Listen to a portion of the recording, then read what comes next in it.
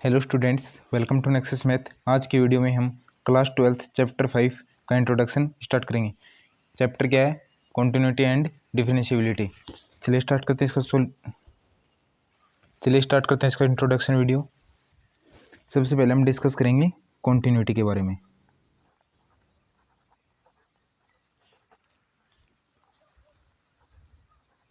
अब देखो, जैसे कि हम दो ग्राफ ले लेते हैं। फर्स्ट ग्राफ ये है एंड सेकेंड ग्राफ ये है।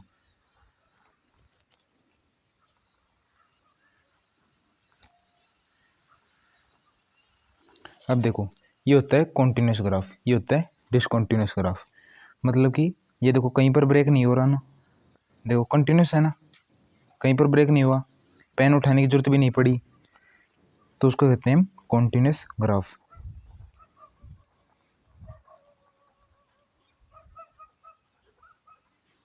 अब इस पे देखो, यहाँ से गए, यहाँ पर हमें पेन उठाना पड़ा, यानी कि ग्राफ ब्रेक हो रहा है, तो उसको हम कहते हैं डिसकॉन्टिन्यूस ग्राफ।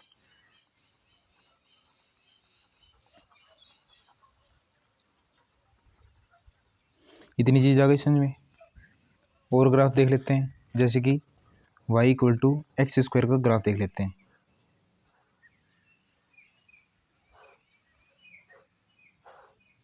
ग्राफ बनाने के लिए पॉइंट्स ले लेते हैं एक्स वाई। एक्स की वैल्यू यदि जीरो रखें तो वाई क्या आएगा? जीरो। एक्स की वैल्यू वन तो वाई वन। एक्स की वैल्यू टू तो वाई की वैल्यू फोर आएगी। ग्राफ कैसे बनेगा? देखो, आगे और ले लेते हैं पॉइंट्स। एक्स की वैल्यू माइनस टू रखें तो वाई की वैल्यू फोर आएगी। अब देखो ग्राफ कैसे बनेगा।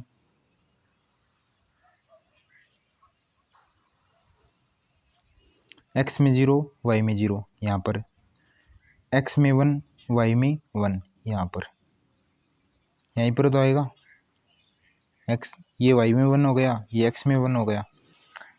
एक पॉइंट और ले लेते हैं चलो, आपको समझाने के लिए, लेकिन जरूरत नहीं है उसकी। जैसे कि एक्स की वैल्यू माइनस वन रखते हैं तो वाई की वैल्यू क्या आएगी? वन। अब देखो, एक्स की वैल्यू माइनस वन यहाँ पर आ गई, वाई की वैल्यू वन। इतना ग्राफ बन गया। अब देखो, एक्स की वैल्यू टू, वाई की वैल्यू फोर। मान लो एक्स की वैल्यू टू यहाँ पर है और वाई की वैल्यू फोर यहाँ पर है, तो यहाँ पर आएगा पॉइंट। ऐसे ही एक्स की वैल्यू माइनस टू और वाई की वैल्यू फोर, तो यहाँ पर आएगा पॉइंट, क्योंकि x equal to minus two यहाँ पर होगा, माइनस टू। तो इनको पॉइंट्स को मिला देते हैं। देखो, ये हो गया कंप्लीट ग्राफ। अब ये बताओ, कॉन्टिन्यूस ग्राफ है या डिसकॉन्टिन्यूस? बताओ। इसमें पेन उठाना पड़ा? नहीं उठाना पड़ा। देखो, कॉन्टिन्यूस है ना, कहीं पर ब्रेक नहीं हो रहा, तो ये हो गया कॉन्टिन्यूस ग्राफ।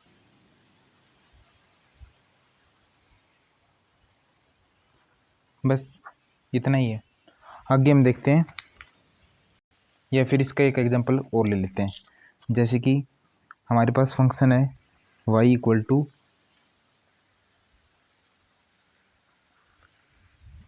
वन है यदि if x not equal to zero, और टू है if x equal to zero. ये हमारे पास कोई फंक्शन है।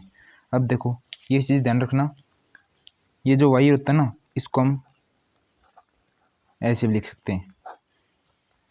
सेम बात होती है, ये दोनों इक्वल होते हैं, मतलब कि इसको क्या लिख सकते हैं? fx।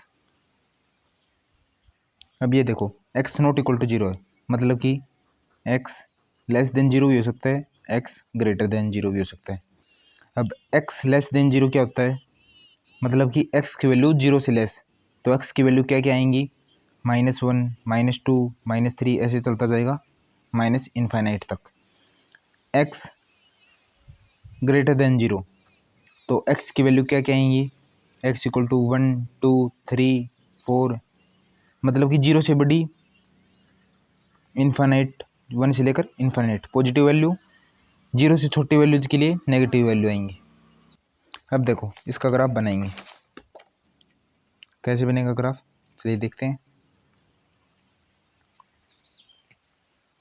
यहाँ पर क्या आएगा 1 2 3 4, इधर क्या आएगा -1 -2 -3 -4। ये है एक्स एक्सिस और ये होती है वाई एक्सिस।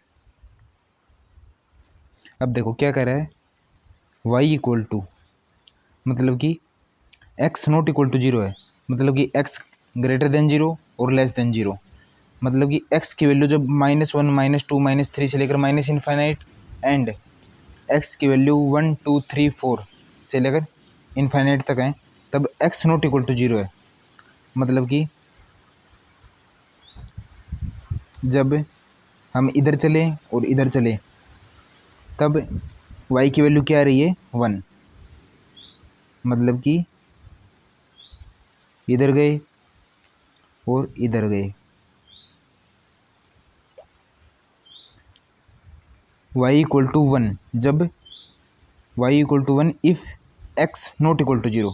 यहाँ पर देखो x ये हो गया ना, ओपन हो गया नहीं, देखो ओपन है ना, इसको ऐसे डार्क कर देते तो ये क्लोज हो जाता।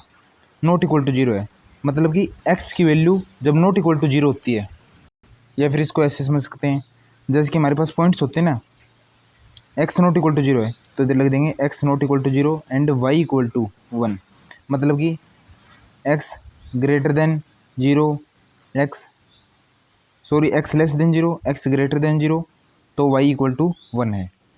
देखो y ये तो गया 1 हो गया ना y का, यहाँ पर है 1 2 3 4, मतलब कि x जब लेस देन 0 और ग्रेटर देन 0 है।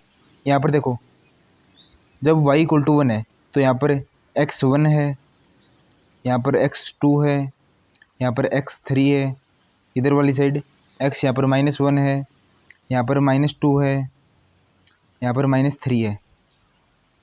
हो गया ना। देखो y इक्वल टू 1 है ना जब x नॉट इक्वल टू 0 है। अगर इसको ऐसे डार्क कर देते ना, इस पॉइंट को डार्क कर देते ना, तो x इक्वल टू 0 पर भी y इक्वल टू 1 है। अब देखो सेकंड पॉइंट क्या है, x इक्वल टू 0 तो y क्या है 2, मतलब कि ये पॉइंट आएगा। डायरेक्ट कर दिया ना, जब x इक्वल टू 0 है तो y इक्वल टू 2, मतलब कि ये पॉइंट क्या हो जाएगा 0,2। अब देखो ये ग्राफ ब्रेक हो रहा है या नहीं हो रहा, ये ग्राफ ब्रेक है। देखो ऐसे गए, यहाँ पर पेन उठाना पड़ा ना इस पॉइंट पर जाने के लिए, तो ये हो गया डिसकंटिन्यूअस ग्राफ।